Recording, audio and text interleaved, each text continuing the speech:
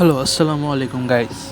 আজকে আমি আপনাদেরকে একটি সত্য ঘটনা সুন্দর করে বর্ণনা করতে যাচ্ছি। তো ঘটনার শুরুতেই আমি কিছু কথা আপনাদেরকে জানাতে চাই। সেগুলো হচ্ছে আমার হয়তো ব্যাকগ্রাউন্ডে অনেক রকমের সাউন্ড আপনারা পাচ্ছেন।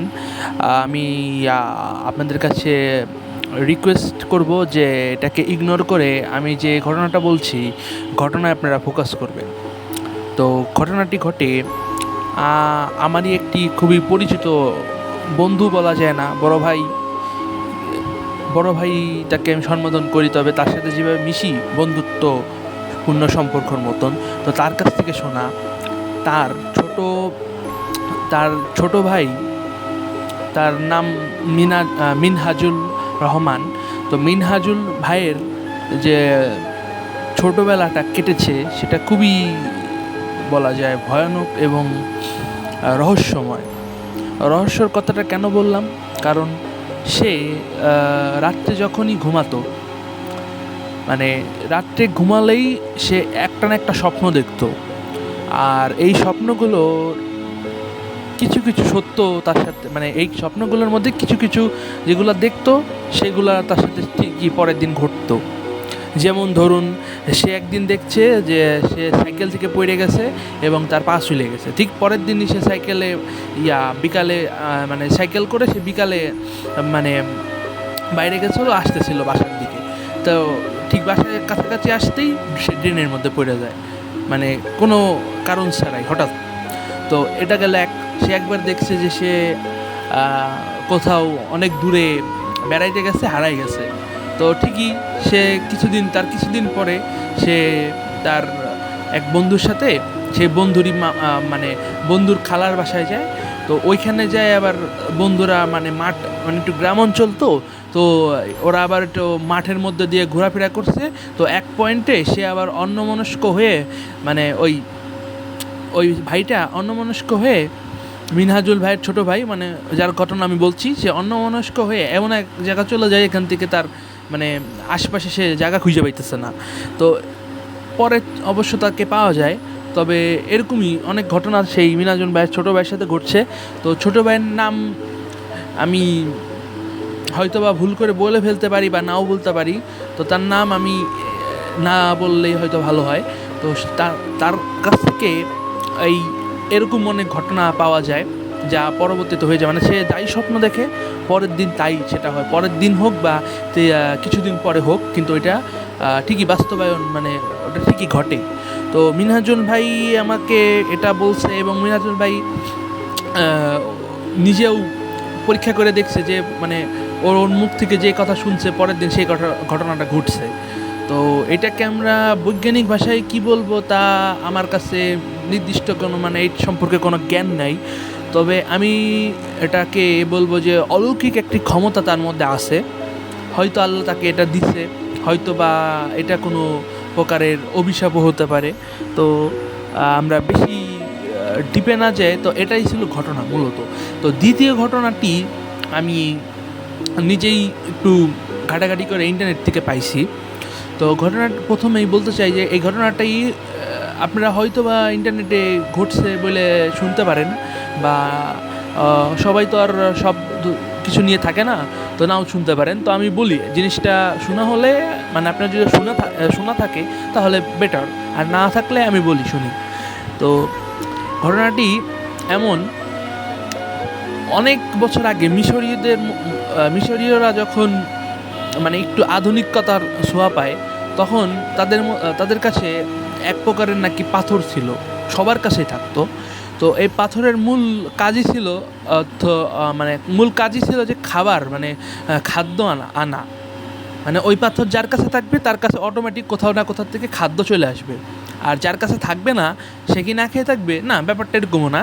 তবে যার কাছে থাকবে সে হয়তোবা অন্যদের থেকে বেশি খাদ্য পাবে। শুধু কিন্তু খাদ্য, অন্য কোনো মানে এমন কোনো বস্তু না যা সেল করে, মানে বিক্রি করে সে খাদ্য কিনতে পারে, এরকম কিছু না। তার কাছে খাদ্যই আসবে, নির্দিষ্ট প্রকারের কোনো খাদ্য না, খাদ্য জাতীয় যে কোনো কিছু তার কাছে চলে আসতে পারে যদি ওই পাথরটা তার কাছে থাকে, এবং এটা প্রতিদিনই আসবে।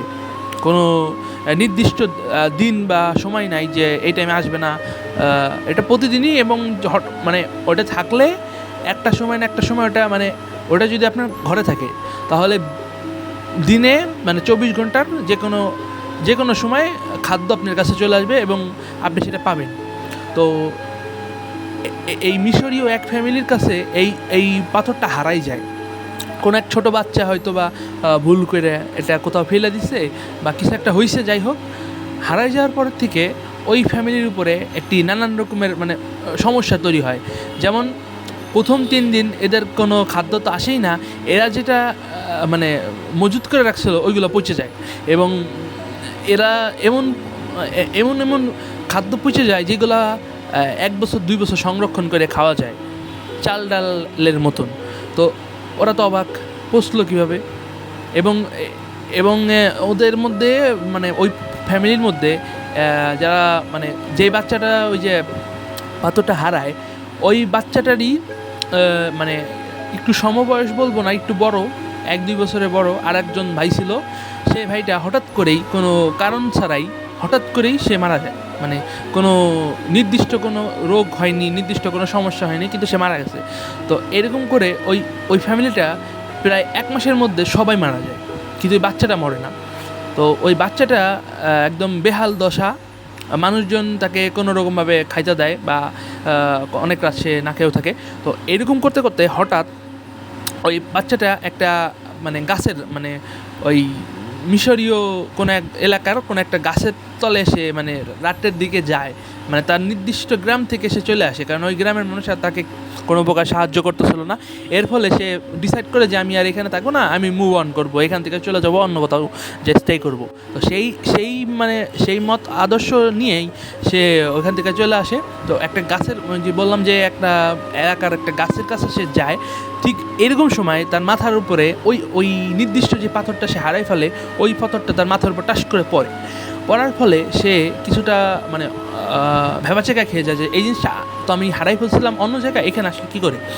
ঠিক যখন এই পাথরটা সে ধরবে তখনই তার পিছন থেকে একটা ভয়ানক আওয়াজ আসে, যে আওয়াজটা তাকে বলে যে তোকে এটার দায়িত্ব দেওয়া ছিল, তুই এটার দায়িত্ব রাখতে পারিস নি, অর্থাৎ তোমার উপর এটার ছিল, মানে মিশরীয় ভাষায় বলে তোমার উপর এটার দায়িত্ব দেওয়া ছিল, তুমি এটা রাখতে পারো না, তুই করেই বলে। তো এখন সেই ছেলেটা আশেপাশে তাকায় কিন্তু কোনো কিছু দেখতে পায় না। আর মরুভূমি অঞ্চল,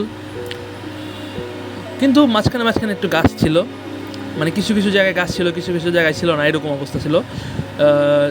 একটু দূরে সে একটা ঘরের দেখতে পায়, আলো দেখতে পায়, মানে ঘরও বলা যায় না, একটা গাছের পাশে একটা আলোর মতন দেখতে পায়। তো সে যখন এটা দেখে সাথে সাথে সে ওই দিক ধাবিত হয়, মানে যায়। তো গেল কিছু দূর যাওয়ার পরে সে দেখতেছে ওই ঘরটা, ও যত কাছে যায় ঘরটা তত দূরে যায়। তো এখন প্রায় 1 ঘন্টার মতন সে এই ঘরটার দিকে মানে দৌড়ে যাওয়ার চেষ্টা করে। তো একটা পর্যায়ে সে দেখে যে এই ঘরের কোনো নাই, মানে নির্দিষ্ট কোনো দালান কোঠা বা কিছু নাই। এই ঘরটা একটি কি বলে ইলিউশন, মানে এ ঘরটা আছে কিন্তু এটার মধ্যে প্রবেশ করা যাচ্ছে না। তারপরেও সে থেমে থাকে নাই, মানে সে ওই পর্যন্ত সে যায়, ওই ইলিউশনের কাছ পর্যন্ত কোনো মতে যায়, কিন্তু পৌঁছাতে রাত থেকে সকাল হয়ে যায়। তো যখনই সকাল হয়ে যায় তখনই ও মানে জিনিসটাকে একটু মানে গভীরত্ব বুঝতে পারে যে জিনিসটা আসলে আমাকে ভয় দেখানোর চেষ্টা। তো সে করে কি, ওই মুহূর্তেই ওইখান থেকে সে একটা দৌড় দেয়, কিন্তু আজান হওয়ার আগেই ওই বালির থেকে একটা হাত তাকে টেনে নিয়ে যায় বালির তলে। তো এটা আবার মানে এই জিনিসটা মানে যখন ঘটে ওর সাথে, ওর এই যে এখন তাকে টেনে মাটির তলে নিয়ে গেল, ও কিন্তু মরে নাই। প্রায় 8 কি 9 বছর পরে, ওর যখন বয়স ছিল ধরেন 7-8 বছর বা 9 বছর, এরকম বয়সে সে এরকম গায়েব হয়ে যায়, মাটির তলে চলে যায়, এবং সে যখন ফেরত আসে তখন তার বয়স হয় 17-18। তো এরকম বয়সে সে ফিরে আসে, মানে ওই যেখান থেকে সে করছিল মানে ভিতর দিয়ে ঢুকছিল ওইখান থেকে আবার সে বের হয়। বের হয়ে আসে, তারপরে ও এই কাহিনীটা সবার সাথে আলোচনা করে, সবার মধ্যে এটা প্রচলিত হয়। প্রথম তো সবাই তাকে মানে চিনতে পারে নাই ওই গ্রামবাসীরা, তারপর পরে পরে কেউ কেউ চিনছে। তার নিজের ফ্যামিলি বাদেও তার কিছু আত্মীয় স্বজন ছিল, ফুপি ছিল, অনেক দূরে থাকতো, তাদের সাথে সে দেখা সাক্ষাৎ করে, তারা তাকে পরবর্তীতে আশ্রয় দেয় এবং কিছুদিন পরে সে এই ঘটনাটা সারা গ্রামবাসীদের জানায়। তো এই ঘটনাটি হয়তো বা আপনারা জানতে পারেন ইন্টারনেটের সাহায্যে বা নাও জানতে পারেন। তো যাই হোক, আমি গল্পটা বলার উদ্দেশ্য এটাই যে কিছু ছোট ছোট গল্প আপনাদের কাছে আমি শেয়ার করব। যদি আপনাদের ভালো লাগে তো আমার চ্যানেলটা সাবস্ক্রাইব করবেন, আমার পাশে থাকবেন, এবং মানে আপনাদের যদি সহযোগিতা পাই তাহলে হয়তো বা আমি এর থেকে দারুণ দারুণ ঘটনা আপনাদের মাঝে আনবো, যেগুলা এর থেকে ভয়ানক হবে। এগুলো তো জাস্ট একটি গল্প ছিল, সেমন ভয়ানক কিছু ছিল না, কিন্তু এর পরবর্তীতে আমি যেই ঘটনা বা গল্প আপনাদের কাছে পেশ করব এটা হয়তো বা একটু ভালো হবে, একটু রুচিসম্পন্ন হবে।